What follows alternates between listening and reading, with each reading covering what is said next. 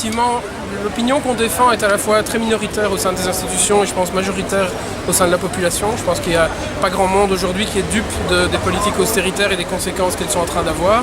N'importe qui s'informe un petit peu voit ce qui se passe en Grèce, voit ce qui se passe dans les pays du sud de l'Europe. Et c'est quelque chose qu'on ne souhaite pas voir en Belgique, c'est quelque chose qu'on ne souhaite pas voir en Europe de façon générale. Et donc notre présence ici, je dirais, elle a surtout un but de faire exister dans le paysage et dans l'opinion le fait que des gens ne se résolvent pas à cette austérité institutionnelle constitutionnalisée qui est en train de se mettre en place et que d'autres voies sont possibles. Il s'agit simplement de dire ça. Voilà, malheureusement, le fait est que les parlementaires PS et écolo qui pourraient refuser le texte au niveau wallon ne semblent pas prêts à le faire, en dépit de la présence de drapeaux écolo ici aujourd'hui. Et donc, voilà, je crois qu'il y a une responsabilité qui est écrasante de la part des partis de gauche au sein des parlements belges, des différents parlements belges qui vont voter ce texte ou qui l'ont déjà fait. Et je pense qu'il faut le dire, il faut le faire savoir, il faut que chacun se rende compte que tout ne se vaut pas, qu'il y a des gens qui sont conséquents et cohérents par rapport à leur choix, il y en a d'autres qui sont prêts à s'aplatir devant la machine européenne sans même se battre. Et voilà, c'est aussi le sens de notre présence ici.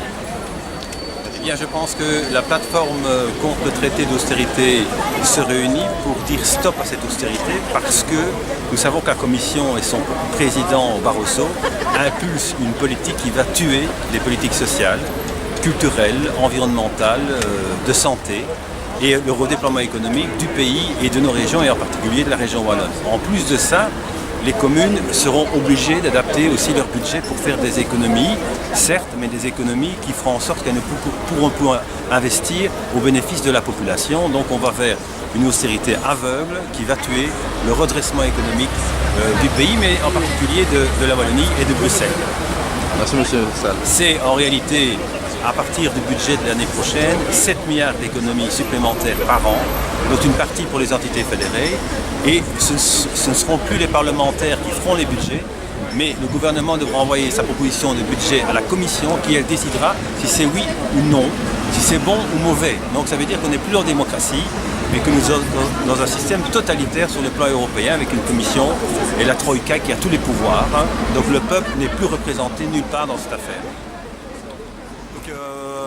Moi c'est Nicolas Crou, je suis militant du PSL, le Parti Socialiste de Lutte, et on est membre, comme tout un tas d'organisations qui sont présentes ici, de la plateforme liégeoise contre le traité budgétaire européen, le TSCG, qui est aussi connu sous le nom de traité d'austérité. Et on est venu ici à l'occasion de l'arrivée de Barroso, donc le président de la Commission européenne, qui est venu ici pour vanter en fait les mérites de l'Europe au niveau de la jeunesse. Nous, ce qu'on voit, c'est que se révèle l'Union européenne telle qu'elle est aujourd'hui, c'est-à-dire cette Union européenne antisociale, en fait, c'est de continuer à approfondir les conditions de misère qui sont en train de se répandre partout en Europe aujourd'hui.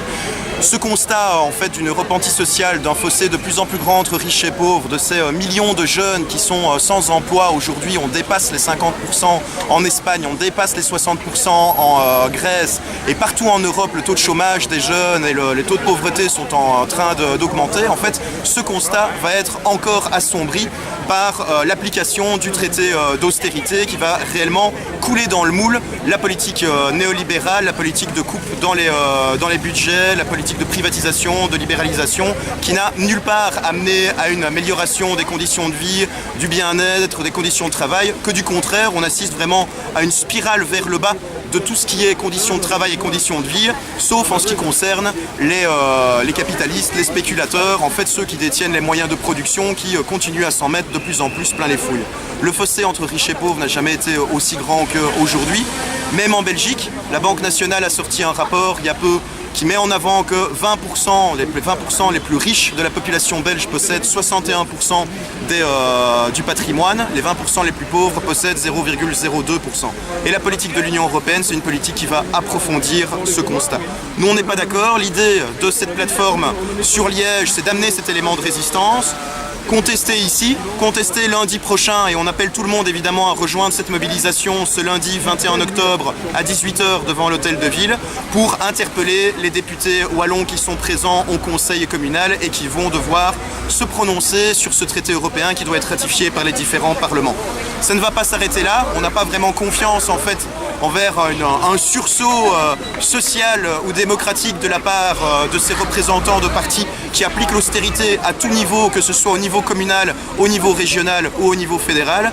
Mais on veut mettre en avant qu'on doit s'unir, résister, et aujourd'hui c'est un premier pas vers en fait une alliance de terrain des différentes organisations de gauche qu'on a pu retrouver ici, au niveau de la FGTB, au niveau de la CSC, au niveau de Vega, au niveau du PTB, au niveau de nous, au PSL, mais également ATTAC et tout un tas d'associations citoyennes qui doivent s'unir pour amener la question de la construction d'un rapport de force sur le terrain, dans la rue, pour en fait offrir une voie de résistance.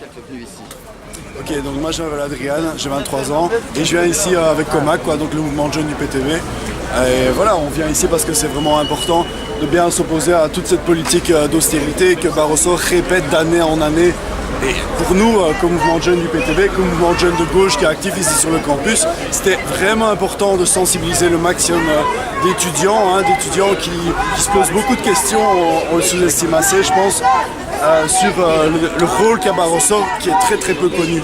Donc voilà, c'était très important pour nous de faire le maximum de bruit sur la venue de Barroso numéro 1, qui aurait très bien souhaité plutôt venir et être entouré des pontes locales, sans faire trop de bruit auprès de la population qui n'a pas vraiment d'intérêt à le connaître.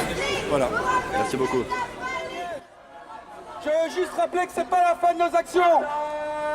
Lundi 21 à 18h devant l'hôtel de ville, interpellation au conseil communal par les membres de la plateforme. Ce lundi 18h, place du marché devant l'hôtel communal, interpellation des parlementaires liégeois au conseil communal. Et dans un... Il y a des tracts ici pour ceux qui voudraient encore tracter dans leur quartier, dans leur entreprise, dans leur école. La mobilisation ne s'arrête pas aujourd'hui. Et pour ceux qui, dans un petit moment, voudraient se sécher, boire un verre, on vous invite ici à la Fédé, à 2 pas d'ici. Vous êtes les bienvenus. Aujourd'hui, dans la rue, et demain, on